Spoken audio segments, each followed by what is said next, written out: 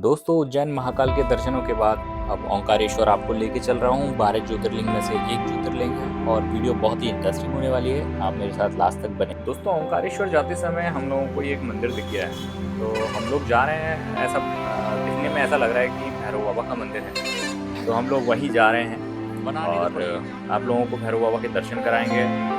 और आप लोगों के दर्शनों की बहुत जिम्मेदारी रहती है हम लोगों पर कि आप लोगों ने हमारे को सब्सक्राइब कर रखा है, तो हम लोग घर से निकलते हैं तो आप लोगों को दर्शन कर। दोस्तों, रात को हम उज्जैन से और ओंकारेश्वर जा रहे हैं। लगभग 20-25 किलोमीटर हम पहले हैं और एक होटल में हम लोग रुके हैं। रात को हमारी गाड़ी ख़राब हो गई और हमें यहाँ रुकना पड़ गया। लेकिन उसमें भी एक अच्छी बात है कि अगर हम ओंकारेश्वर जाते तो हम लोगों को होटल काफ़ी कॉस्टली मिलता। यहाँ पर हमको इकोनॉमिक प्राइस में हमको। दोस्तों, नहा धो के फ्रेश होकर फटाफट से हम लोग रेडी हो गए और ओंकारेश्वर दर्शनों के लिए निकल रहे हैं। लेकिन एक टास्क है हम लोगों के लिए कि अब हमारे पास गाड़ी तो है नहीं, तो हम लोगों को पैदल या फिर बस स्टैंड जाना है, ऑटो स्टैंड जाना है, शेयरिंग करनी है या पर्सनल ऑटो या जो भी हम लोगों को कोई व्हीकल मिलता है। तो लेकिन कुछ लोग हर जगह हम लोगों को मिल ही जाते हैं। अब एक बढ़िया भैया हैं ये सामने लक्ष्य भैया के साथ, तो पूछ रहे हैं कि भैया कैसे निकलें। तो इनने बताया है कुछ कि या तो आप शेयरिंग ऑटो ले लीजिए एक जगह हम लोग पहुंच के, या फिर हम लोग पर्सनल भी हम लेके जा सकते हैं जो 400-500 रुपये मांग रहा है। लेकिन हमारा तो बजट ही कम होता है, तो हम लोग शेयरिंग ऑटो में जाएंगे हम लोग। चलो पीछे जाओ। दो जने आएंगे ना सर? हाँ, तो अंदर आओ ना। भाई साहब ने दो बिठाएंगे। हाँ, तो अंदर आओ ना। ऐसे बोलो ना, अंदर आओ। ऐसे बोलो। ये बिल्कुल बर्दाश्त नहीं है ये सब। मैं लंबा हूँ, हम टोल मैं पीछे जा रहा हूँ, मैं लंबा हूँ, समझो। मन में लड्डू फूटा।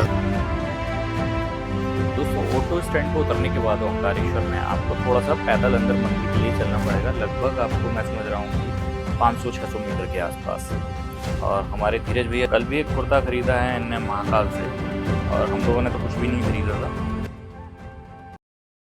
दोस्तों, श्री ओंकारेश्वर ज्योतिर्लिंग मध्य प्रदेश के खंडवा जिले में नर्मदा नदी के किनारे पर स्थित है।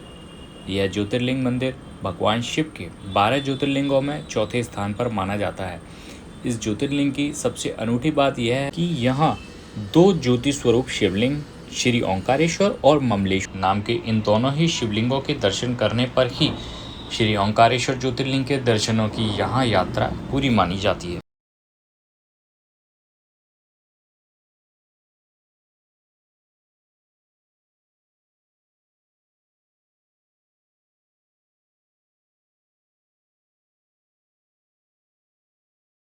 ओंकारेश्वर ज्योतिर्लिंग मंदिर नर्मदा नदी के ओम पर्वत पर यानी टापू पर बना हुआ है।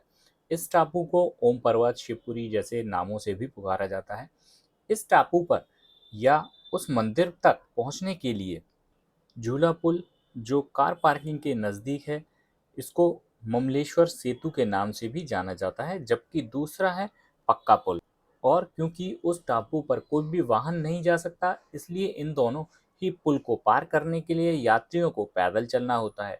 जबकि तीसरे रास्ते के तौर पर आप चाहें तो नाव का सहारा लेकर नर्मदा नदी को पार कर ओम पर्वत पर यानी टापू पर आप पहुंच सकते हैं। दोस्तों, अधिकतर श्रद्धालु श्री ओंकारेश्वर मंदिर में दर्शन करने से पहले नर्मदा नदी में स्नान करते हुए देखे जा सकते हैं।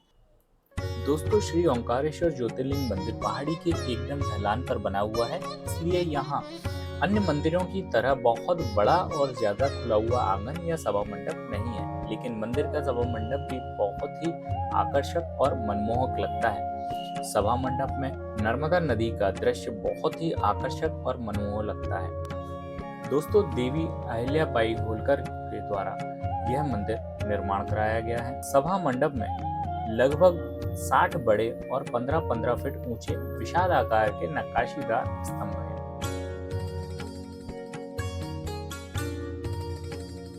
दोस्तों, आपको बताता चलूं, ये मंदिर 5 मंजिला है और आपको अनेकों सीढ़ियां चढ़ने के बाद आप मंदिर के मुख्य प्रांगण में प्रवेश पा पाएंगे। मंदिर के प्रांगण में दर्शनार्थियों की भीड़ को देखते हुए और लंबी लंबी कतारों को देखकर आप परेशान ना हो। दोस्तों, अगर आप लाइन में नहीं लगना चाहते हैं तो दूसरा भी और आप डायरेक्ट हमारे 2 आदमी रह गए भाई। भाई धीरे धीरे बोलिए, हम लोग दर्शनों का पूरा मजा लेना है। आप दूर से आते हैं, समय निकाल कर आते हैं, तो आप लाइन में लगकर ही आप दर्शन जरूर लीजिए।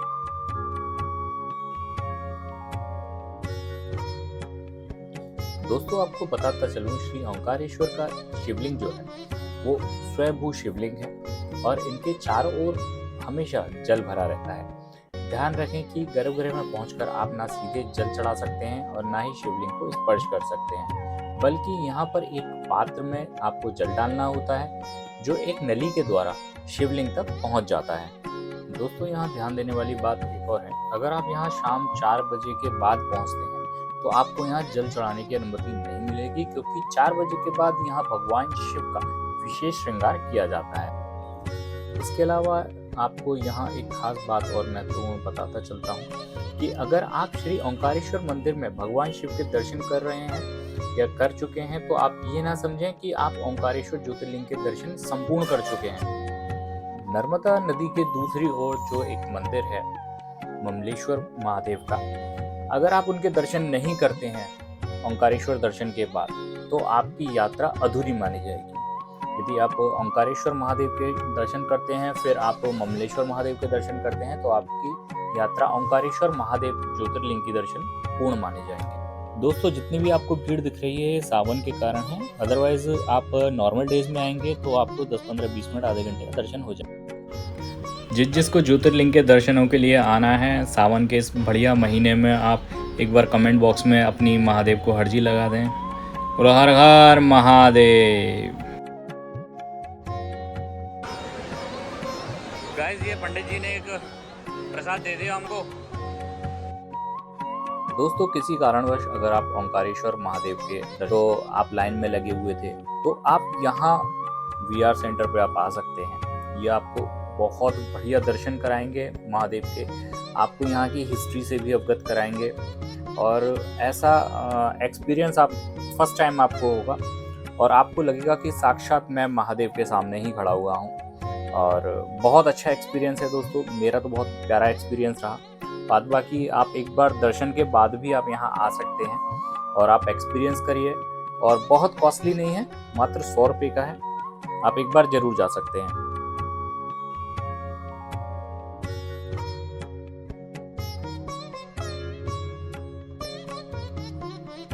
ममलेश्वर मंदिर में प्रवेश करते ही भक्तों की भारी भीड़ पंक्तियों के रूप में गर्भगृह की ओर बढ़ती है।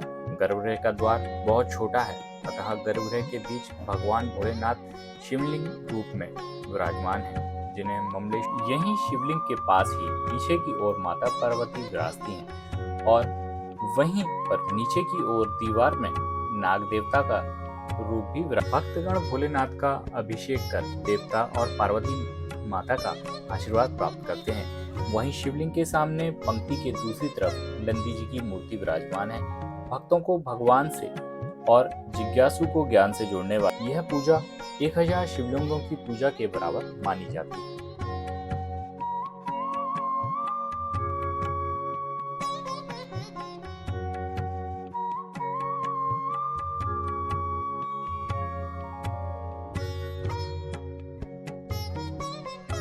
महादेव के सभी भक्त जोर से बोलेंगे हर हर महादेव। दोस्तों वीडियो कैसी लगी और कौन से शहर से देख रहे हैं कमेंट बॉक्स में एक बार जरूर बताएं। हर हर महादेव जरूर लिखें। अगर आप यहाँ नहीं आ पा रहे हैं, आपके लिए बहुत मेहनत करके वीडियो हम लोग बनाते हैं, तो एक बार प्लीज़ कमेंट बॉक्स में जरूर आप हर हर महादेव लिखें। दोस्तों आपने चैनल को सब्सक्राइब नहीं किया है तो प्लीज़ सब्सक्राइब कर दीजिए, जिससे आपको आगे के नोटिफिकेशंस मिलते रहें।